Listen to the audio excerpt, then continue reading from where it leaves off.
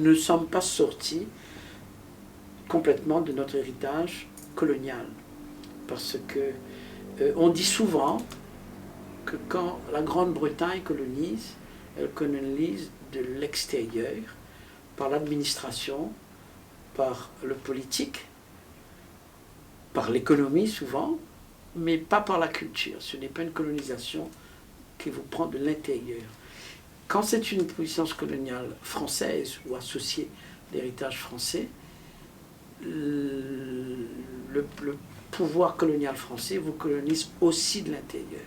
C'est-à-dire vous devenez français, parce que le système, vous finissez par aimer la France, alors que vous êtes colonisé, et vous devenez chrétien, vous devenez... C'est la colonisation, elle vous prend de l'extérieur et de l'intérieur aussi. À la sortie, on reproduit tous la représentation, le sociotype qu'impose la puissance coloniale, mais on le partage aussi. C'est-à-dire le préjugé jeté par le regard européen, occidental, je n'ai pas envie de dire blanc là, celui qui est colonisé, qui est réduit en esclavage, finit par partager ce même regard sur lui-même.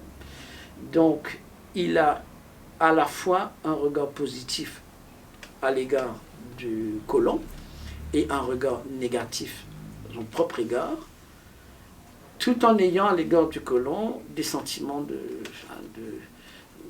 d'agressivité, de frustration, mais ce n'est pas la même chose. C'est-à-dire que le colon, lui, il a un regard condescendant vers l'autre, et c'est tout. Parce que c'est lui qui réincarne le pouvoir. Celui qui est en dessous a envie de répondre au colon, mais il partage en même temps le regard du colon. C'est-à-dire, et c'est compliqué de se battre contre quelque chose avec lequel on est déjà en accord malgré soi. Donc, ça c'est compliqué. C'est-à-dire on intériorise le complexe que nous impose l'autre, et en l'intériorisant, on le partage.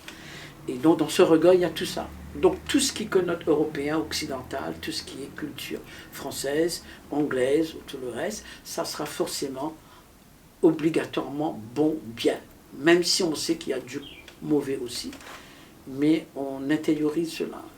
Tout ce qui est nous, local, tout ce qui est produit ici, par les non-occidentaux, nous blancs, même si c'est bien, ça ne peut jamais être aussi bien que l'autre. Il y a toujours un petit truc à améliorer. Le français, je parle français, oui, mais c'est un français mauricien. C'est pas un français français. Ça veut dire que, et même quand on dit français mauricien, oui, mais c'est pas le français des blancs. C'est un français mauricien.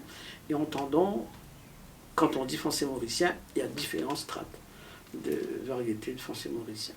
Et là encore, on retrouvera la hiérarchisation, le français des blancs, puis le français des gens de couleur, puis on va descendre, et puis il y aura un français qui est moins légitime, moins reconnu, et ça va s'accompagner de cette logique de pigmentocratie ici, alors même qu'on va comparer le français des blancs ici au français des français, et qu'on aura un regard un peu particulier.